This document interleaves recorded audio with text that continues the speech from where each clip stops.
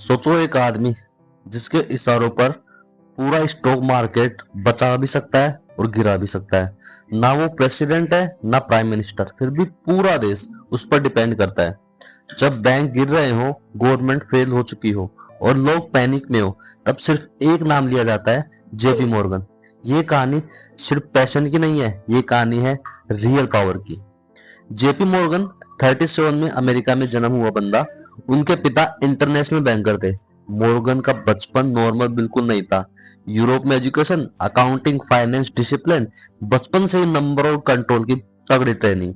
पैसा कमाना इजी है पर सिस्टम बनाना मुश्किल, ये बात ये हमेशा कहते थे। और मॉर्गन को सिस्टम बनाना था। उस टाइम अमेरिका में हजारों छोटी कंपनी थी। रेलवे, स्टील, इलेक्ट्रिक, बैंकिंग, सब एक दूसरे से लड़ रहे थे। मार्केट अनस्टेबल था। मॉर्गन ने सोचा, लड़ने से कुछ नहीं होगा, मिला दो सबको और कंट्रोल कर लो। उसकी सोच को कहते हैं, इसीलिए वो आगे बढ़े। और यहीं से मॉर्गन बाकी सबसे डेंजरस बन गया।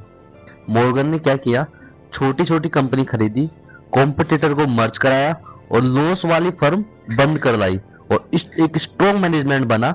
और उससे रिजल्ट ये हुआ कि general electric, railways, bank, US steel world की पहली डॉलर बिलियन कंपनी बनी। ये बिजनेसमैन नहीं था, ये अमेरिका का ओनर है। जब 1907 में अमेरिका में आया, सबसे भयंकर पैनिक था। बैंक कोलैप्स हो रहे थे, लोग पैसे निकाल रहे थे, मार्केट फेल हो रहा था, गवर्नमेंट बिल्कुल हेल्पलेस थी। उस वक्त अमेरिका का कोई सेंट्रल बैंक नहीं था। और तब सीन में आया जेपी मॉर्गन। मॉर्गन ने अपने घर में सबसे बड़े बैंकर को बंद कर दिया और बोला कि जब तक सॉल्यूशन नहीं मिलेगा, कोई नहीं जाएगा ना यहाँ से निकलेगा। अपना पैसा लगाया और एक ट्रस्ट क्रिएट किया। अमेरिका का कोलैप्स होने से बच गया और 1907 में अमेरिका को गवर्नमेंट ने नहीं बल्कि जेपी मॉर्गन ने बचाया।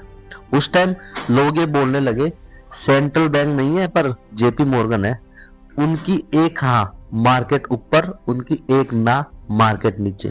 एक प्राइवेट आदमी के पास इतनी पावर, ये पावर ही आगे चलकर फेडरल रिजर्व बनने का रीजन बनी।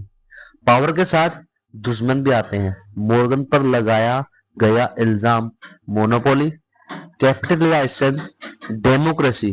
गवर्नमेंट ने इन्वेस्टिगेशन से लोगन को प्रोटेस्ट कर लिया।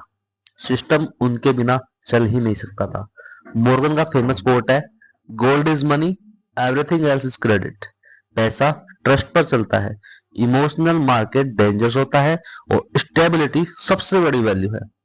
आज भी dollar, banking system, credit economy इसी फिलोसफी पर चल रही है। जब 13 में जेपी मॉर्गन का देहांत हो गया, अमेरिका ने फेडरल रिजर्व सिस्टम बनाया, क्योंकि दुनिया ने सीख लिया था कि एक आदमी पर पूरा सिस्टम डिपेंड नहीं कर सकता। दुनिया का सबसे पावरफुल बैंक है जेपी मॉर्गन चेज। इनकी जब डेथ हुई थी, तब स्टॉक मार्केट आधे दिन के लिए बंद कर लिया गया था। और लोग ये भी कहते थे कि जब इनको अमेरिका आए थे ये, तो इनके पैसों कमाने के चक्कर में इन्होंने $300 की घूस दी और आर्मी जब युद्ध छिड़ रहा था तो वहां जाने से पीछे हट गए। और जब युद्ध हटा तब इन्होंने बुक्स पढ़ी, नॉलेज पढ़ी, फाइनेंशियल मैनेजमेंट का काम सीखा।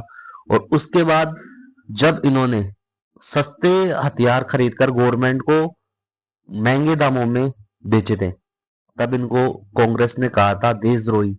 पर ऐसा कुछ नहीं था। सबकी अपनी अपनी जर्नी होती है, सबके अपने अपने फाइनेंशियल क्राइसिस होते हैं। पर ये बंदा रियल में फाइनेंस मैनेजमेंट का किंग था।